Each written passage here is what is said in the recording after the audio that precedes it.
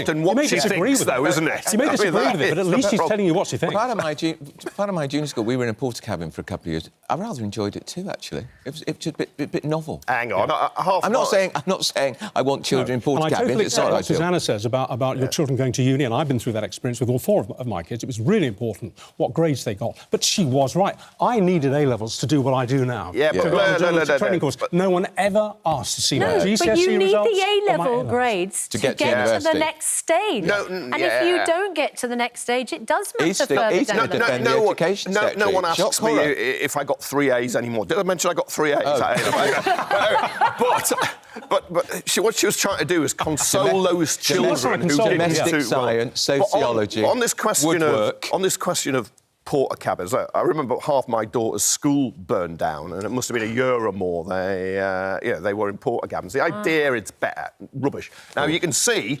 If kids have just been moved into somewhere new... It's novel. And she's exactly. It's novelty. And if they're better off in porter cabins and happier, she says, why doesn't she just close all the schools and replace them with porter cabins? That'd be a lot cheaper. Stand by, because we have a president waiting, and that is the president of Guyana. Now, this is a really interesting story, because he is backing the growing calls for descendants of slave traders from the UK to pay significant reparations to right historical wrongs. He's demanding that those involved in the transatlantic slave trade be posthumously charged for crimes against humanity. This is a big topic at the moment. It's being discussed around the world. Guyana President Mohamed Irfaan Ali joins us live now from New York, where he's going to be addressing world leaders at the UN General Assembly on this subject later today. So we've got in early with you. OK, let me ask you a question, Mr. President, on behalf of all of our viewers who would be covered by this. Why should somebody who maybe had an ancestor 7 or 8 generations ago, long before they were a twinkle in their great-great-great-great-grandparents' eye, why should they have to pay now for what an ancient ancestor did? Or why should they apologise for what an ancestor did centuries ago? Why do they still carry that burden? Oh, it's not a burden at all. You are one of the beneficiaries of that slave trade. So this is not a burden. You should be concerned, and you should pay, because you today are still benefiting from the greatest indignity to a human being, and that is the slave trade. And not only did you benefit during the slave trade and your country developed, but look at what it caused the developing world. During slavery, resources was used to build your country, build up your capacity. You were able to then become competitive. You were able to invest in mechanization, and developing countries like ours were left behind. So you should be very concerned, because you are a prime beneficiary of the exploits of slavery. So put a figure on it, please, because it always comes down to the bottom line. How much should an individual taxpayer in a country like the UK be signing a cheque to a country like yours, Ghana? Well, it's easy to calculate. We can use the time value of money. You can look at the period of slavery and the contribution not the contribution, the extraction of wealth from countries like ours, and how it was utilized to build your society, build your country, create wealth in your country, and then add the time value of money, and you will get the value. There's a lot of research paper on this. A lot of universities would have done paper on this. There's enough literature to tell us what that value is. But I want to say that it is not only the value, it is the loss of time. It is a loss of competitiveness. It is a loss of human dignity. It is a loss of our education system. It is the culture that we lost. It is all of this indignity that surrounded slavery that we must consider. I just wonder, people will be wondering what... you explain that there are calculations, but are you able to say in what measure that would be? I mean, are we talking billions, millions? What would you expect the payout to be, and over what period of time? Well, this year in Guyana, we commemorate the 200th anniversary of the Demerara Rebellion. And it took 200 years to get an apology from one of the families. I don't believe that you would want us to wait 200 years for reparative justice and for us to take this conversation forward. CARICOM would have set out a 10-point plan on what should constitute reparative justice and what should constitute reparation. And the calculation goes into billions for the region. How far back, though, do we have to go on this? Because you make the point, we're talking exclusively here about Western imperialistic slavery, to summarise it. But almost every civilization on the planet owes its existence and its prosperity almost always to crimes in the past, be they aggressive wars, be they different forms of slavery involving different movements of population. You can go right back to the Greeks and the Romans.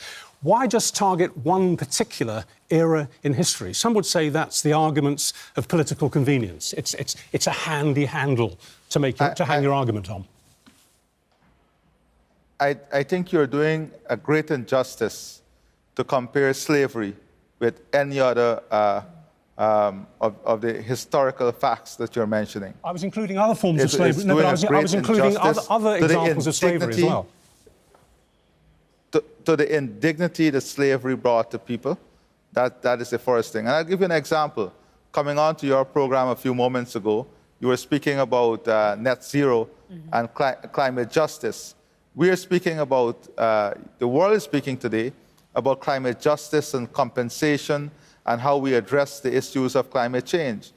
And this is the problem. We live in a very unjust society. You know, we condemn completely the war in Ukraine.